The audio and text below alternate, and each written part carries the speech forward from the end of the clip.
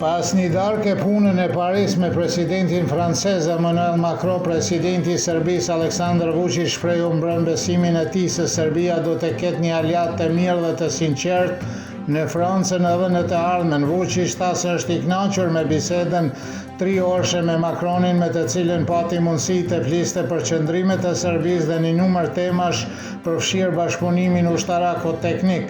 Vučić njoftoi se është e mundur që Macron të vizitojë së shpejti Beogradin, ku ai tashmë ka qenë 2 herë në vitin 2019 dhe 2024, duke komentuar vizitën e Vučićit në Paris. Drejtori i Institutit për Politikë dhe Ekonomi Ndërkombëtare Slobodan Zečević theksoi se Franca nga hija e ndihmoi Serbinë për çështjen e Kosovës dhe historiani Stanislav Sretenović theksoi se Franca nuk toleron, siç tha ai, sjelljen ekstreme të Kurtit.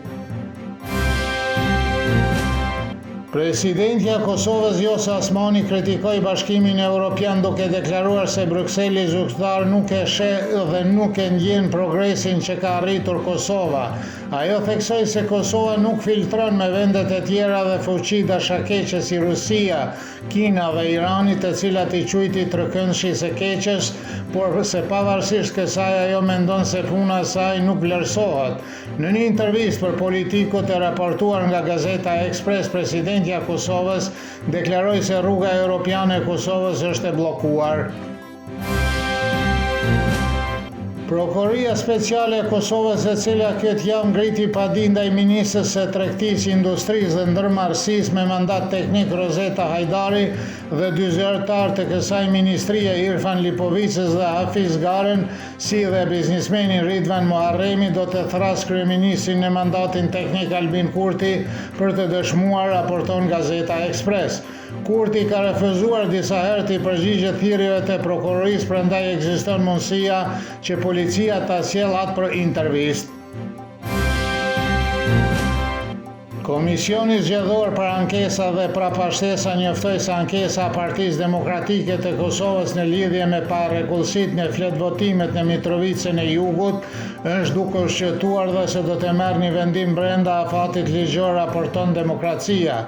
3 ditë më parë, Partia Demokratike paraqiti një ankesë në Komisionin Zgjedhor për ankesa dhe prapashtesa në lidhje me fletvotimet me numra serial të ndryshëm në Mitrovicën e Jugut, duke pretenduar se votat në atë komunë ishin manipuluar. Përndryshe, Komisioni Qendror Zgjedhor verifikoi rreth 7.000 fletvotime që mbritën me post nga diaspora, ndërsa rreth 2.500 fletvotime të tilla u refuzuan si të pavlefshme. Afati i fundit për formimin e qeverisë së re nga Glauko Konjufca s'ka dhënë pas 5 ditësh. Ai duhet të paraqesë një propozim për kabinetin e ri në parlament deri me 19 nëntor, por partitë opozitare nuk kanë ndryshuar qëndrimin e tyre. Ato thonë se nuk do të mbështesin qeverinë e tij dhe se Kosova duhet të shkojë në zgjedhje. Vetë Konjufca tha gjatë javës se nuk e di se cila janë shanset e tij për të bërë kryeministër, dhe Naim Jaka nga Instituti për Drejtësi i Kosovës shprehu besimin se përbërja e kabinetit që do të prezantojë Konjufca do të jetë i njëjtë me atë që ka propozuar vetë Albin Kurti. Kryetari i nismës socialdemokrate Fatmir Nimaj tha se beson se një grup i bashkuar disa partive opozitare mund të kundërvihet Albin Kurti dhe të mposhtat në zgjedhjet e ardhshme të afërme. Nënkryetari i Lidhjes Demokratike të Kosovës Lutfi Haziri tha se zgjedhjet e reja nuk janë zgjidhja vetme për situatën aktuale politike dhe siç thot ai, qelsi është formimi i një koalicioni të qëndrueshëm që do të siguronte funksionimin e institucioneve dhe zgjedhjen e një presidenti të ri. Antari i kryesisë së Partisë Demokratike të Kosovës Enver Hoxha beson se konventa kësaj partie për zgjedhjen e presidentit, e cila është planifikuar të mbahet të hënën, duhet të shtyhet. Hoxha deklaroi se një parti serioze nuk mund të mbajë një konvent politike dhe përmbajtësore për një kohë kaq të shkurt pas dorëheqjes së kryetarit të partisë. Memli Krasniqi, një zyrtar i Partisë Demokratike të Kosovës Bedri Hamza, njoftoi kandidaturën e tij për kryetar të partisë. Ai shprehu bindjen se Partia Demokratike e Kosovës ka forcë për të bashkuar, për të reformuar dhe për të rikëpëruar si dhe rikthyer si parti kryesore në Kosovë.